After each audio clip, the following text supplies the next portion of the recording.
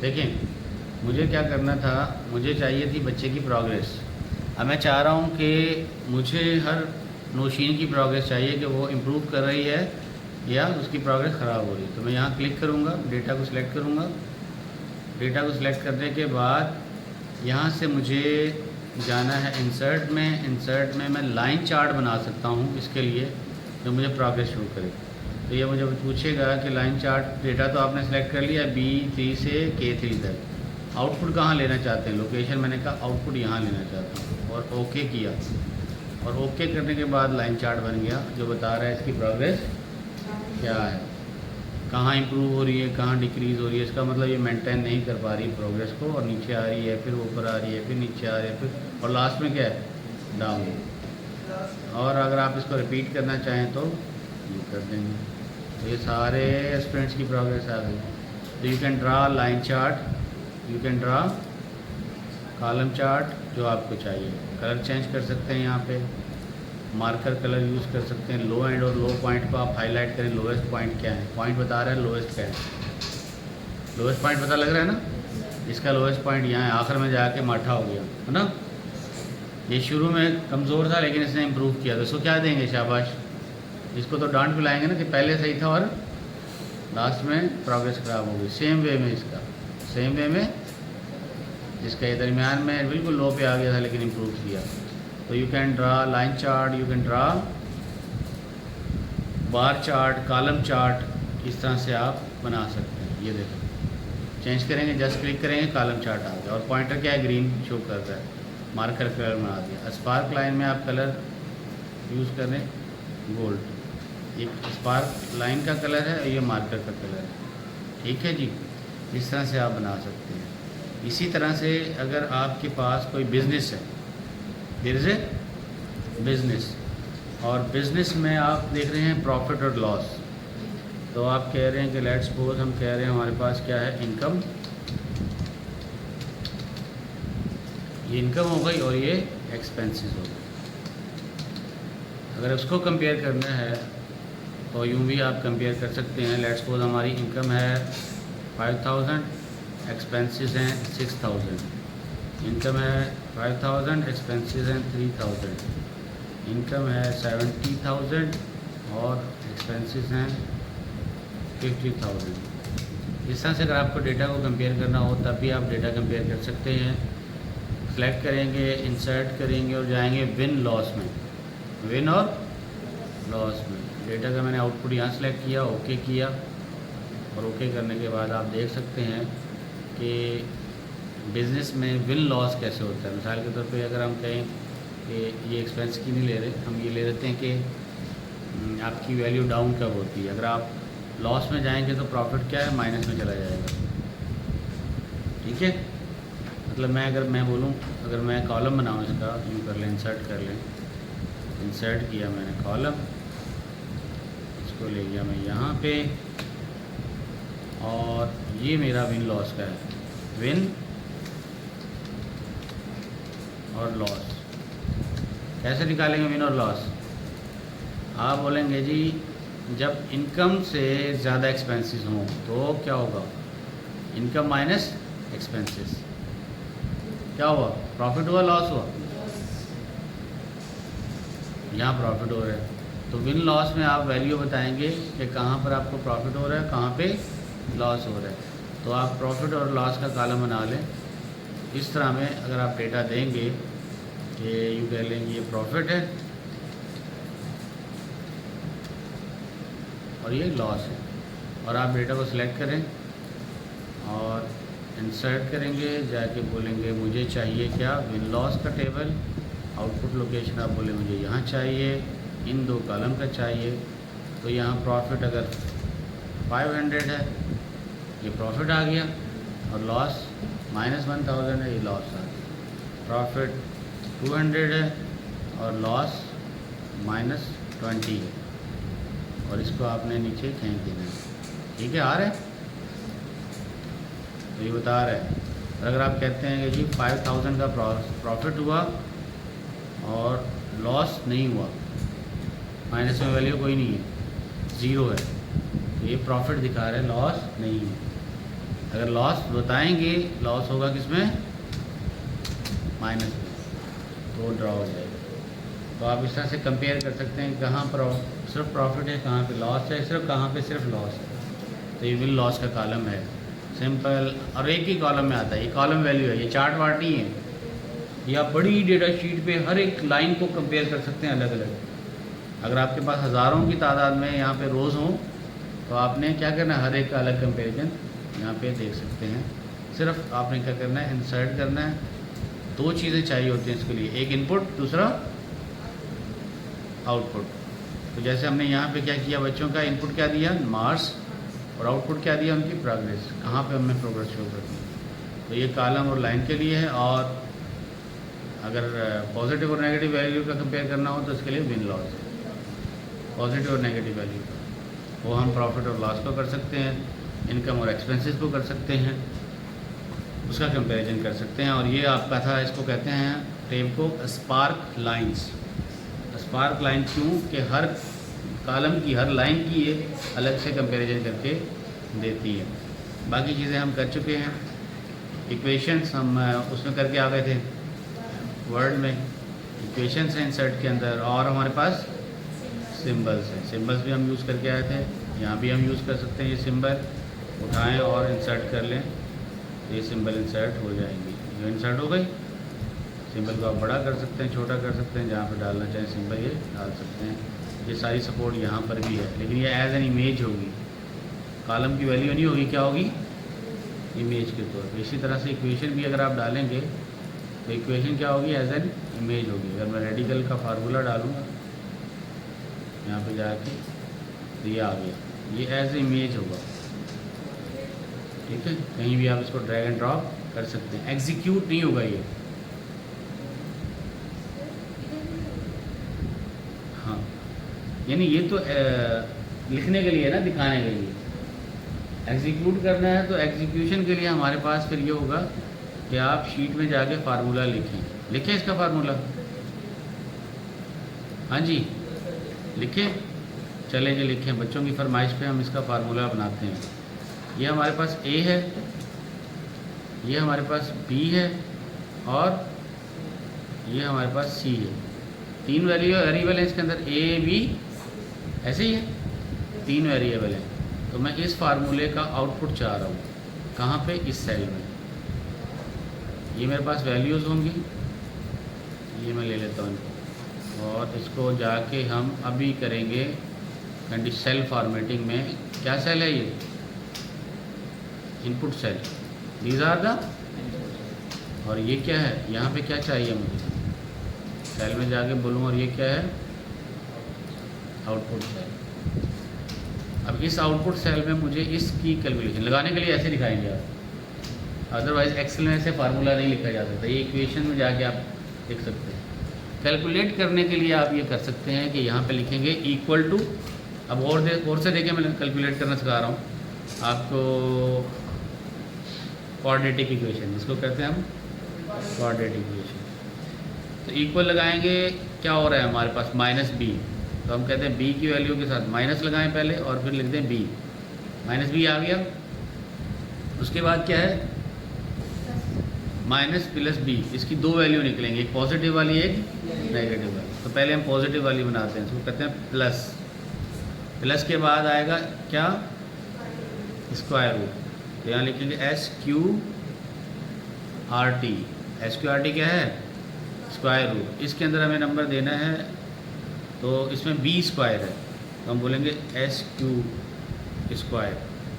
और स्क्वायर को करने का आसान तरीका क्या है, B multiply with B, square हो गया ना, बी स्क्वायर लिखना है ना, B multiply with B, minus 4 A minus 4 into A1 into C. और डिवाइड कैसे हो रहा है, ये होल डिवाइड हो रहा है ये, सॉरी सी। और इसके बाद हम लिखेंगे यहाँ पे डिवाइड कैसे हो रहा है, 2 इंटू स्टारिक लगाएंगे पहले इनटू और ए को क्लिक कर देंगे। ये हो गया पॉजिटिव के लिए, ये पॉजिटिव के लिए हो गया। और ये यही सेम मैं कॉपी कर लूँ, पेस्ट कर लूँ और सिर्फ जाके यहाँ पे प्लस है, यहाँ पे माइनस कर लूँ। ये हो गया नेगेटिव के लिए। ये पॉजिटिव रूट, पॉजिटिव रूट और ये नेगेटिव, ठीक है। अब हम इसके अंदर वैल्यू एंटर करते हैं 5 3 6। तो कह रहा है इसमें तो पॉजिटिव में तो क्या आ जाएगा, पॉजिटिव में तो आ जाएगा आपका वो आयोटा, इसलिए उसने आयोटा की वैल्यू दे दी है, नंबर नहीं। नेगेटिव में 0 आ जाएगा। वैल्यू चेंज कर दें, इसको 8 कर दें, डिवाइडेड बाय 2। अच्छा हाँ, ये होल ब्रैकेट डिवाइड हो रही थी, इसको हम लगा देते हैं पैरेंथेसिस। होल ब्रैकेट डिवाइड हो रही है ना इससे, ये कर लेते हैं, ये होल ब्रैकेट इससे डिवाइड हो रही है, क्यों पैरेंथेसिस लगा देंगे और इसको ले लेंगे यहाँ पे। अच्छा जी, 2 3 3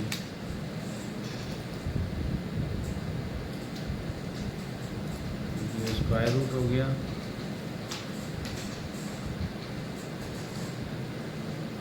अच्छा, ये 4ac स्क्वायर रूट में नहीं था, स्क्वायर रूट हमारा बंद हो जाएगा यहाँ पे। स्क्वायर रूट तो सिर्फ किसका था, होल पे था ना, होल पे ही है। स्क्वायर रूट होल का है और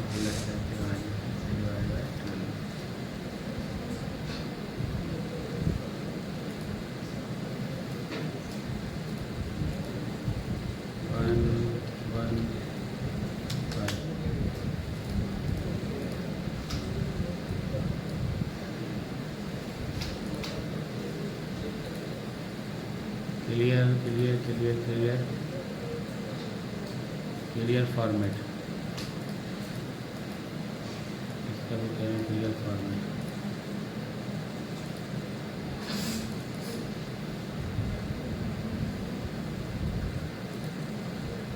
अगेन चेक कर ले इसको, देखिए पहले हमने क्या लिया, बी लिया ना, तो ये 12b दे दिया माइनस, इसको स्क्वायर रूट दिया, स्क्वायर रूट हमारे पास ये आ गया, नंबर दिया हमने स्क्वायर रूट को होल नंबर, ये होल नंबर में E12 आ गया।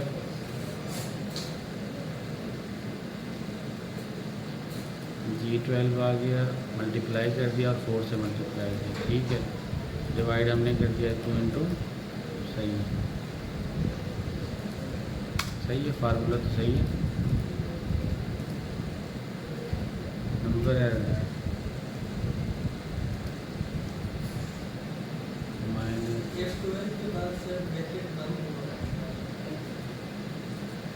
F12 के बाद जो ब्रैकेट है, हाँ नहीं, डिवाइड तो दोनों को कर रहा है ना, माइनस की साइन आ रही है ना, एक्सप्रेशन फुल नहीं होगा, सही कह रहे हैं, ब्रैकेट आएगा। F12 और F12 इसको नेगेटिव करें,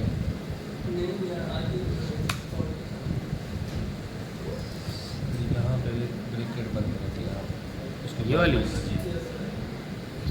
स्क्वायर नहीं, स्क्वायर तो आ आपस में मल्टीप्लाई करेंगे ना, ये माइनस वाले जो मल्टीप्लिकेशन है ना, साथ नहीं करते, एक एक्सप्रेशन भी नहीं आता, मल्टीप्लिकेशन ब्रैकेट में आएगी, उसके बाद माइनस, उससे फ़र्क नहीं पड़ेगा इससे, एक्सप्रेशन ही चेंज हो रहा है। कंप्यूटर को पता नहीं चला, मैं पहले कौन सा परफॉर्म करूँ, ये तो पता चलता है उसको, उसमें इशू नहीं।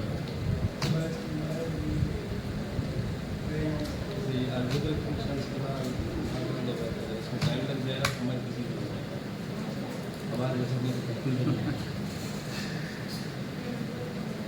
स्क्वायर रूट नंबर तो सही है, हाँ। शो कैलकुलेशन स्टेप दिखा देता हूँ, चलो मैं दिखा देता हूँ आपको लॉजिक क्या होता है। देखें सबसे पहले क्या कर रहा है, ये स्क्वायर रूट निकाल रहा है। हाँ, ये स्क्वायर में 19 नंबर कैसे माइनस कैसे आ रहा है, तभी एरर आ रहा है।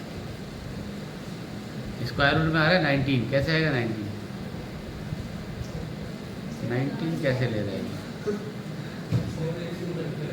तभी तो मसला आ रहा है, 19 कैसे आ रहा है?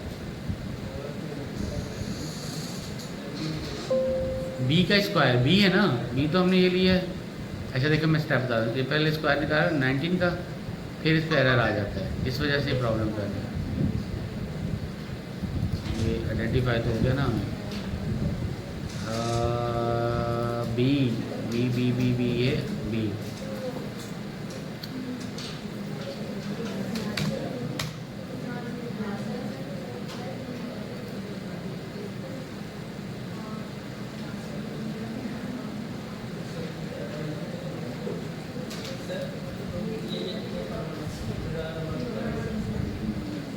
हाँ बताओ कहाँ पे क्या मिस्टेक है? हाँ ब्रैकेट ज़्यादा लगा दिए, ये लें ब्रैकेट कम कर दिए। स्क्वायर रूट की ब्रैकेट नहीं लगेगी, ये देखें ये हमने हटा दिया स्क्वायर रूट, ये माइनस कम कर दिया, ये ब्रैकेट भी हटा दी, ये भी हटा दिया, बस। हाँ लास्ट वाली भी हटा दें, ये वाली स्क्वायर रूट में तो आएगी ना यार, ये तो आएगी, इसमें तो कोई इशू नहीं है। हाँ बोले।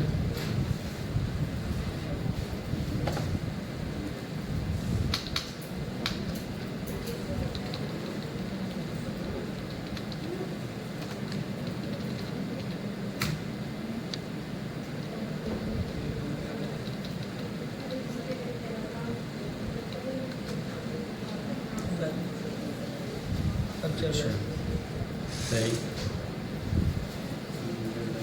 चले जी देखें, वो एक नुक्ते की गलती यही है हमारे पास, एक नुक्ता भी गलत लगाएंगे तो गलत हो जाएगा। ये ब्रैकेट हमने पहले इसकी वैल्यू निकालनी है, भाई ने बताया इस तरह से हम निकालेंगे। ये पहला होल का माइनस होगा, होल जो रिजल्ट आएगा उसका माइनस होगा। अच्छा कहीं भी आप फंसे ना, कहाँ गलती है उसको पकड़ने का मैंने तरीका बताया। क्या करेंगे, इसके अंदर जैसे भी कैलकुलेशन स्टेप्स आते हैं तो कैलकुलेशन स्टेप देख लेंगे, वो बताएगा। इसको फार्मूले को मैं नीचे कर लेता हूँ। अब आपके 2 स्क्वायर आ गए। अब आप वैल्यू चेंज कर दें, स्क्वायर रूट आ रहा है, ये आ गया पॉजिटिव स्क्वायर रूट, और ये नेगेटिव के लिए हमें यहाँ क्या करना पड़ेगा, माइनस करना पड़ेगा। हाँ ये सेम फार्मूला कॉपी किया, और नेगेटिव में ये आएगा ना, ये नेगेटिव होगा ना, बस बाकी तो सारा सेम रहेगा। ये 0 ही आ रहा है हमेशा।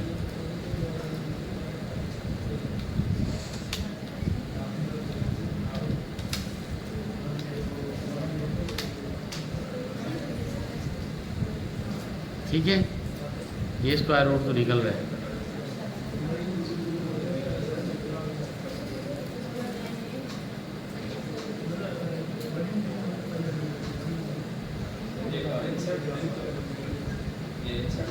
इनसाइड में मैं फार्मूला बता रहा था कि ये यहाँ पे लिखा जा सकता है इस तरह।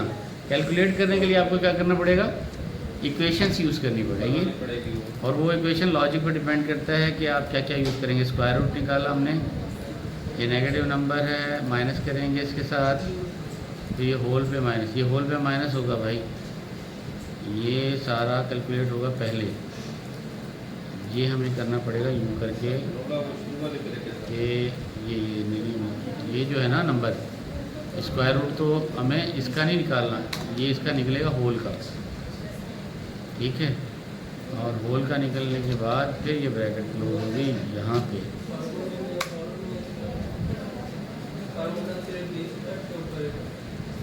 बी स्क्वायर है ना 4ac, स्क्वायर रूट तो इसके ऊपर ही है, बी स्क्वायर 4ac, पहले वाले बी के ऊपर तो नहीं है, तभी तो मैंने उसको स्क्वायर रूट यहाँ ही तक क्लोज किया 4ac। ठीक है, ओके। तो इंसर्ट में हमारे पास ये फार्मूला इक्वेशंस मौजूद हैं, ये कर सकते हैं। हेडर फुटर आपको आता है, हेडर फुटर तो आता है ना, सब बोला करो जब मिलके जो चीज़ कराएंगे। चलिए पेज लेआउट, ये सारी वही चीज़ें हैं जो हम एक्सेल में वर्ड में करके आते हैं। फार्मूलाज, अब एक्चुअली आ गए फार्मूलाज। अब फार्मूलाज को हम लिस्ट डाउन करते हैं। अभी मैंने आपको रैंडमली फार्मूला कराए थे, हम अब तरतीब नज़ूली में करवाएंगे। तरतीब नज़ूली में आपको फार्मूलाज कराते हैं। तो सबसे पहले जो फार्मूला आता है, देखें इसमें आता है कि function insert F of x. कोई भी आपको फंक्शन इंसर्ट करना हो क्लिक करेंगे और यहाँ पे लिस्ट ऑफ फार्मूलाज मौजूद हैं। इंडेक्स आ रहा है, मोस्ट रिसेंटली यूज, मैच आ रहा है, वी लुकअप आ रहा है, और नाउ तो करवा चुका हूँ मैं। नाउ क्लिक करेंगे तो क्या बताएगा ये, इस वक्त का डेट एंड टाइम। तो ये फार्मूला इंसर्ट फंक्शन से आता है। ईयर पे क्लिक करेंगे तो क्या देगा आपको,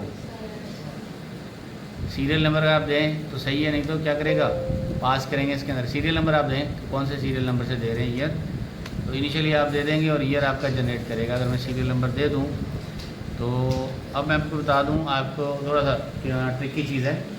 कंप्यूटर के अंदर जो डेट है वो स्टोर होती है इंटीजर की फॉर्म में, मतलब एक नंबर की फॉर्म में, और वो नंबर क्या है, वो नंबर है 1900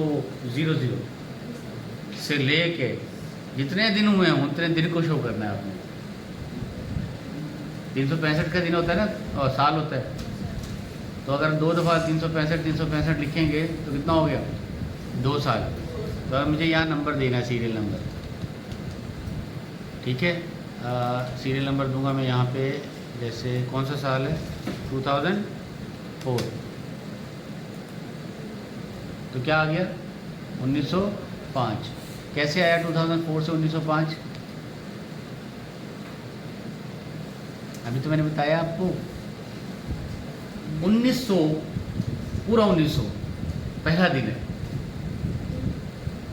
1 जनवरी 1900 पहला दिन है। अब जितने नंबर इंटर करेंगे तो वो दिन काउंट करता जाएगा।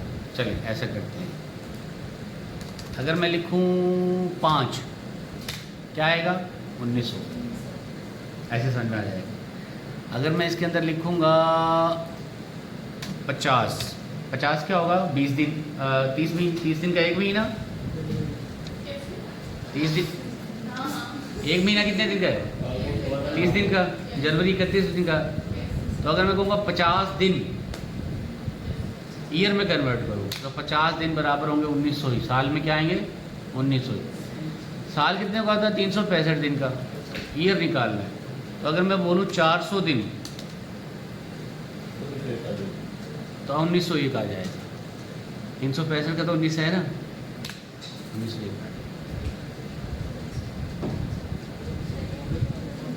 बेटा 365 दिन का एक दिन है ना, एक साल है, 365 दिन का एक साल है। ये शुरू हो रहा है 1900 से, जब कंप्यूटर बना था उससे उन्होंने दिन दिया है। अब आप जितने दिन देंगे ना आपको बता देगा साल कितने हो गए, ईयर काउंट करके बता देगा। तो आपने नंबर में इनपुट देना है। मैं अगर 4000 दे दूँ तो 4000 दिन किसके बराबर बनेंगे, 1910 के बराबर। राउंड करेगा, हाँ मतलब ईयर निकालेगा, नहीं राउंड नहीं करेगा, ईयर निकालेगा। ईयर नंबर ऑफ ईयर्स के साथ 3650 दिन होंगे 10 साल के साथ, लेकिन वो 10 साल ही ले रहा है। 10 साल, 4000 10 साल मतलब गुजर गए, 10 साल प्लस डे आएंगे अब। लेकिन हमने मांगा क्या है, ईयर मांगा है सिर्फ, ईयर मांगा है, तो राउंड करके पता तो इसी तरह से अगर मैं बोलूँ मंथ, ये देखें मंथ, ये मंथ आ गया। मंथ में क्या दूंगा, सीरियल नंबर, वही देते हैं 4000, वही 4000 दूँ तो मंथ कौन सा बनेगा, 12वां। और अगर मैं डे बोलूँ कि दिन कितना बनेगा, is equal to day, day लिखा, डे के अंदर अगेन दूंगा क्या, 4000, तो ये दिन कौन सा बनेगा, 13वां। अब इसको यूँ पढ़ लें कि 1900 के बाद जब 4000 दिन गुजर जाएंगे तो 13 तारीख 12वां महीना 1910 हो जाएगा। आप समझ में आई नहीं है, अब आ गया समझ में।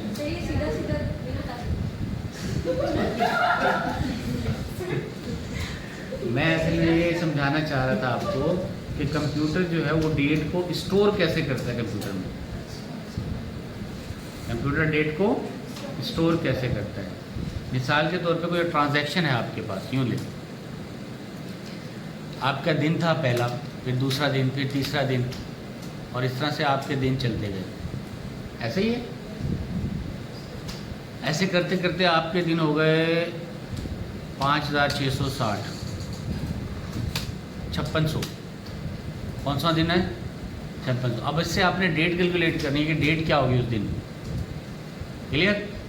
डेट क्या होगी, कैसे निकालेंगे डेट? आप लिखेंगे day is equal to day, input दे दिया आपने ये, इज इक्वल टू दिया मंथ, इनपुट दे दिया ये नंबर, इज इक्वल टू दिया ईयर, इनपुट दे दिया आपने ये नंबर। ये बना 1 मई, 5 मई। ये अपने डेट निकाला था ना, हाँ डे है 1 मई 1995। यानी 5600 दिन जिस दिन होंगे ना 1900 के बाद, उस दिन तारीख ये बनेगी। वही ऐसे ही तभी तो समझा रहा हूँ, उसकी लॉजिक आपको समझ में आए कि वो कैसे बना रहा होता है। 5600 दिन है। 1900 साल, जो 1900 साल शुरू हुआ ना पहला, उसकी 1 जनवरी 1900 से जब दिन काउंट करना शुरू किए, 5600 दिनों के बाद जो तारीख बनेगी वो ये बनेगी। तो इसी तरह से अगर मैं बोलूं कि इसको ले लेते हैं 60,000। 60,000, अब देखें 1900 के साथ 60,000 दिन गुजरे जिसके, उसकी तारीख क्या हो गई? 8 अप्रैल 2064। तो अगर मैं बोलूं आज 1900 से लेके आज तक कितने दिन गुजरे हैं, तो you can calculate in this way. आ गए? अब देखें, अब 60,000 दिन जब गुजर जाएंगे तो कितने बन जाएंगे? 3542 आ जाएगा साल। साल कौन सा हो जाएगा? अब जैसे 2024 चल रहा है ना, तो फिर क्या हो जाएगा? 3544। हम कहते हैं ना ये तारीख कितनी पुरानी है, तहजीब कितनी पुरानी है, वो दिनों के हिसाब से अगर काउंट करें तो ये तरीका है। और ये समझाने का ऑब्जेक्टिव मैंने दिया था कि बैकएंड पे कंप्यूटर ऐसे ही स्टोर करता है डेटा को, ये डेज में काउंट करता है। और आपकी जितने भी कंप्यूटर की टेक्नोलॉजीज़ हैं वो डेटा को ऐसे ही काउंट करती हैं, न्यूमेरिक में स्टोर कर। डेट का फॉर्मेट आप सोचें, 1 मिनट के लिए सोचें, हार्ड ड्राइव के अंदर किस फॉर्मेट में हम बता सकते हैं ये डेट है? वो तो 01 में स्टोर करता है, तो उसको कैसे बताएंगे कि ये डे है या मंथ है? वो तो 01 में है। तो बैकएंड पे स्टोर कैसे होगा? वो एक नंबर स्टोर होगा, और उस नंबर को जब कन्वर्ट करेंगे तो उसके बैकएंड पे कैलकुलेशंस लगी होती हैं। आपको ले यहाँ लिखा ना पास, ये लफ्ज़ क्या है? पास। तो अब आपको पता होना चाहिए पास कैसे लिखा है। ये मैंने कल कोडिंग के ज़रिए सिखाया था आपको। पी का एक कोड है, ए का एक कोड है, एस का एक कोड है।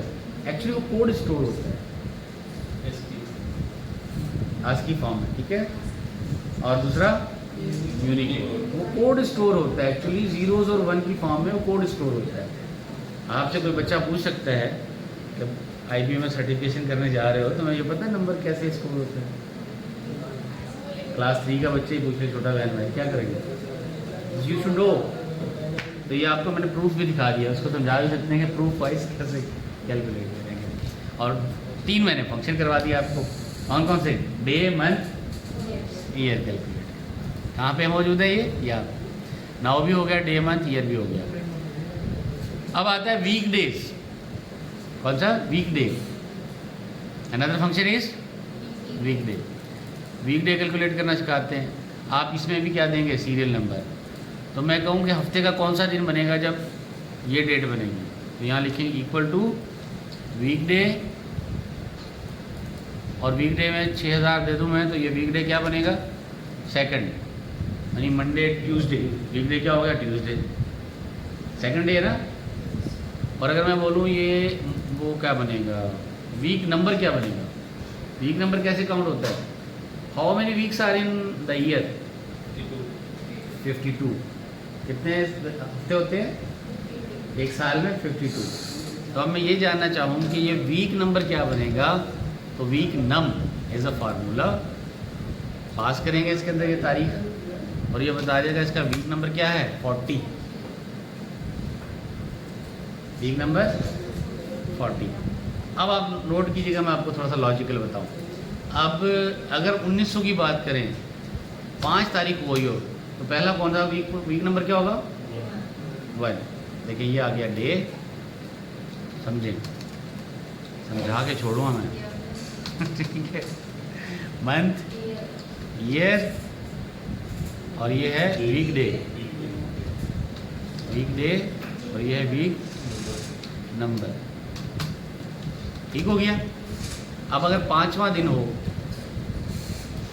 तो हटा दें, ये क्या बनेगा 5 तारीख पहला महीना 1900, वीक डे 5, वीक नंबर। और अगर मैं इसको 50 करूँगा डे क्या हो जाएगा, तारीख क्या हो जाएगी 19, मंथ 2 फरवरी, साल वही रहेगा, वीक डे 1 मंथ। अगर मैं इसको 365 करूँगा वीक डे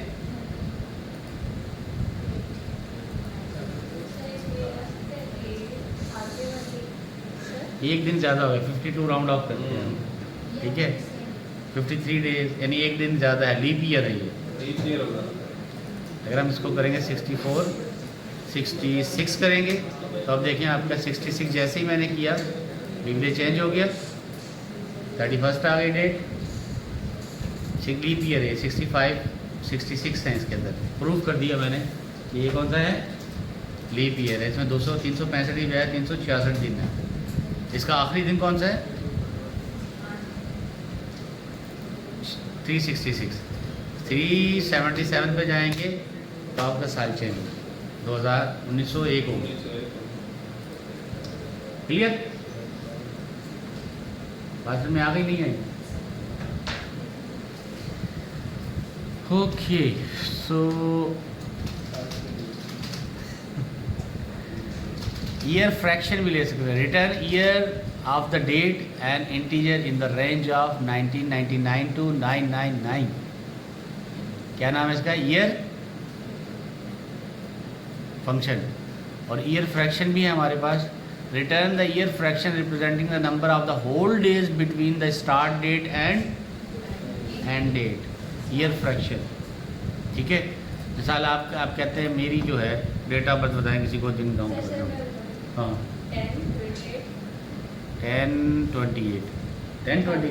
10 मंथ है और 28 डेट है और 2000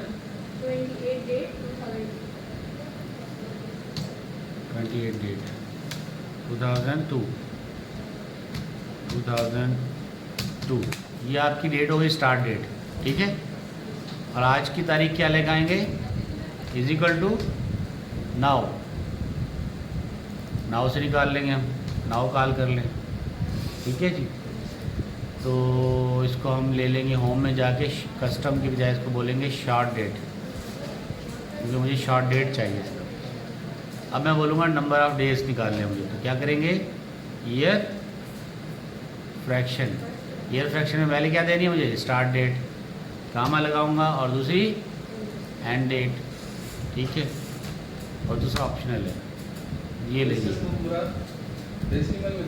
हाँ डेसिमल में आप 21 साल 21.5 साल के, हाँ ऐसे ही है 21 साल 6 महीने 8 दिन ऐसे करके फ्रैक्शन में निकाल, फ्रैक्शन मंगा रहे हमने, मांगी फ्रैक्शन है ना, उससे हम बेसिस चेंज करेंगे तो बेसिस पे शायद इसके अंदर वो लॉजिक है। मैं बेसिस करके दिखाता हूँ।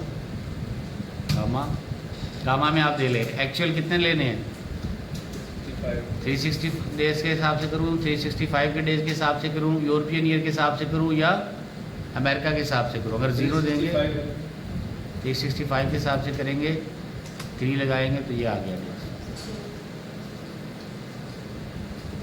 क्लियर, ये सारी फार्मूलाज की क्या है मैं एक्सेल के। अब वो फार्मूला तो सिखाऊंगा जो समझ में आ सके, वो तो करीब करीब आएंगे नहीं जो स्टैट्स के फार्मूला है, प्रोबेबिलिटी, रैंडम प्रोबेबिलिटी, प्रोबेबिलिस्टिक, तो वो जो आ सकते हैं उनके लिए कोशिश कर रहा हूँ, ये तो समझ में आया ना कम से कम। ये जैसे हम डेट कैलकुलेट करते हैं बर्थडे की एप्लीकेशन से, हाँ वो यही काम, कुछ भी नहीं है। उसके लिए एप्लीकेशन इंस्टॉल करने की जरूरत नहीं, आप एक्सेल में ही कर सकते हैं। क्लियर है?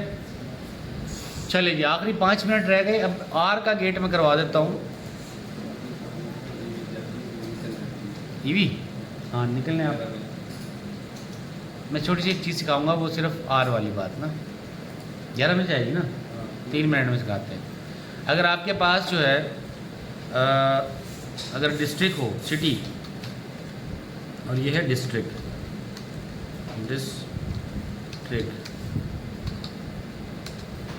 अगर सिटी हो, वो बताएं आप यहाँ पे क्या आबाद, लेट्स सपोज मैं कहता हूँ आबाद, आरएफ बिल्डर,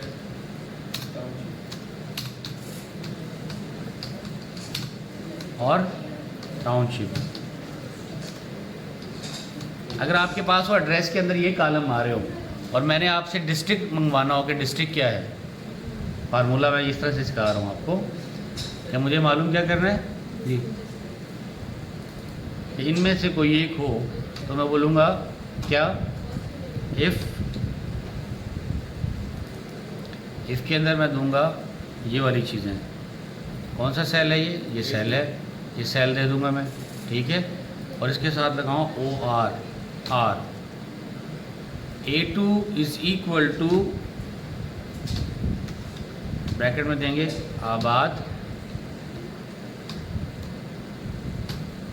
आरिफ, पूरा नहीं लिख रहा है, बच्चे को सर को जाना है, ठीक है। आरिफ या आप निकलने वाले आरिफ, मैं कर सेंड कर दूँगा। जिन लोगों को ईवी में जाना है 11 बजे चले जाएँ। किसने जाना और जाना है जाए,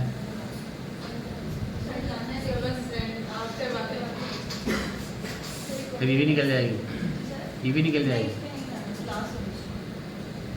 अच्छा आरिफ, तो मैं कहता हूँ कि A1 या तो किसके बराबर हो, आबाद के, या A1 किसके बराबर हो, A2 आरिफ के। तो आपका डिस्ट्रिक्ट कौन सा होगा, या टाउनशिप ले ले। A1 is equal to township,